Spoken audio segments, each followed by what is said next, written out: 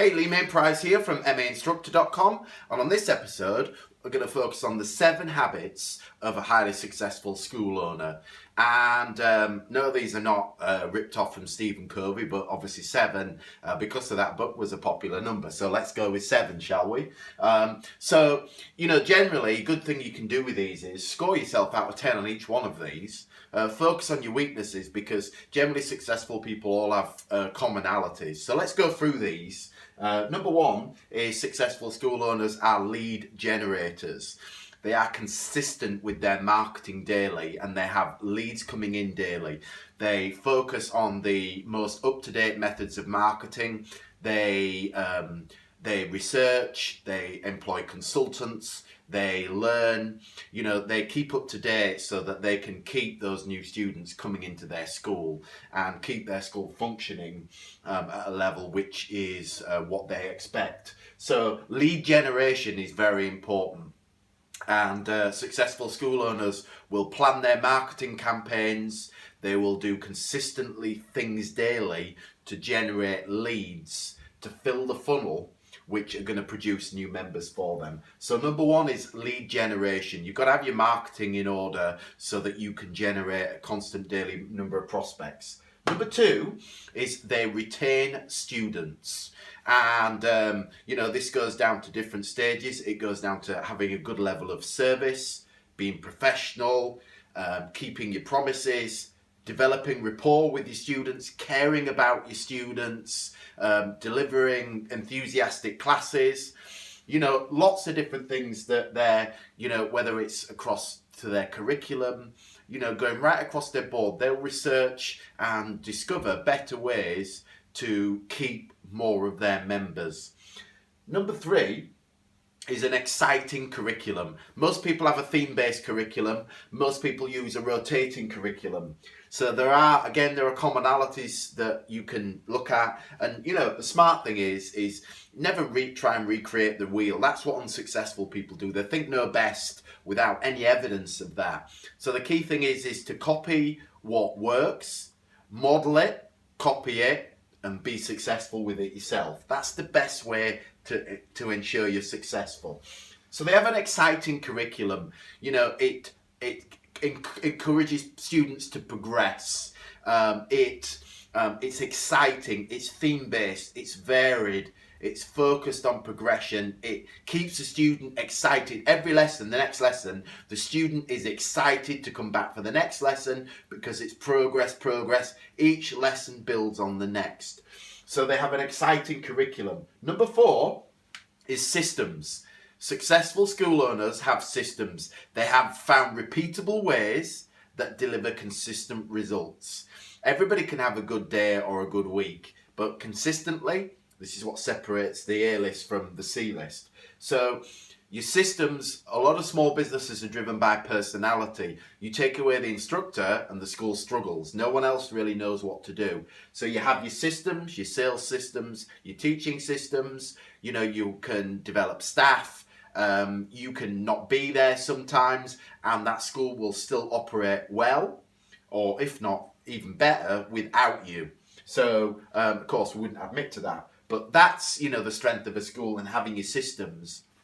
Of course, people always use the analogy of McDonald's, but that was what Ray Kroc really did. Was he saw a concept, turned it into a system, which was able to roll out repeatable amounts of burger facilities because they had systems. And that's what you want to be having in your school, systems and set ways of doing things. Number 5 is they keep score. So somebody's buzzing me at the door there, but we're going to make them wait, so that's tough. So number 5 is they keep score. So basically by keeping score, what that means is, are we winning the game or are we not winning the game?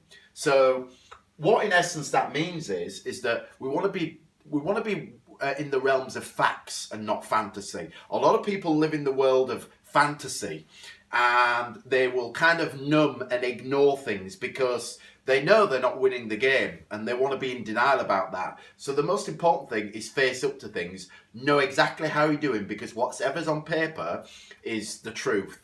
and facts and figures don't lie. So, don't live in the world of fantasy, or a lot of people will kind of, what you actually think is happening to what is actually happening if you keep stats and record them, there can be a massive difference between those. So, know how your school is performing. Are you winning? How do you define that? Is your school growing?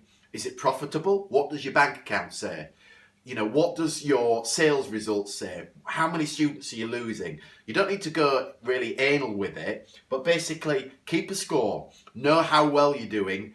Be realistic. What's on paper? And then that is your direction from where your base of everything. You've got to know where you are to get to know where you're going. And the facts and figures are where you start with that, by dealing in facts. So many people deal in fantasy, or they have, they generalize. They have an idea how things are going, but because they don't record things, they really don't really know. Because perception to reality can be completely different. So top school owners keep a score. Number 6 is they set goals. So they set consistent goals. So basically what that means is that the top people of any industry work in 90-day cycles. So you have a 90-day outcome. You break that down into 60, 30-day milestones, and then you break that down into weeks. Then you break that week down into actions, and this is what directs you. I mean, we say goals, it shouldn't be goals, it should be a target, because a target is something you can aim for. This is what your purpose is for that period, rather than just generalizing, you're sliding or you're gliding. You're never standing still. So, the idea of being consistent is basically having, a small win every day. That consistently every day is what separates people from those things. So set those targets. And number 7 is they invest in themselves. They see themselves as an asset.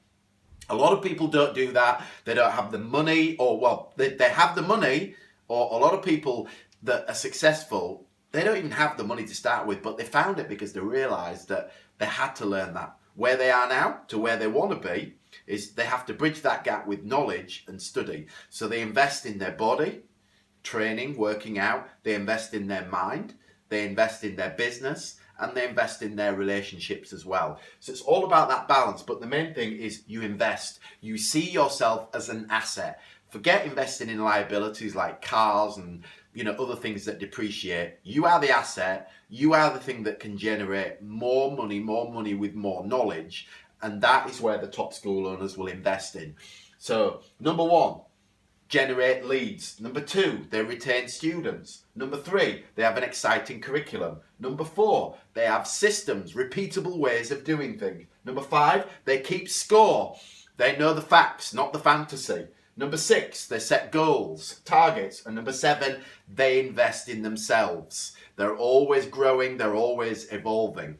Okay, so how many of those have you got? How many of those can you get to work on? Okay, 7 habits of highly successful school owners. If you like this tip, give me a like, give me a comment. Go to my website, mainstructor.com, where there's loads of cool free lessons, information and blueprints. Thanks.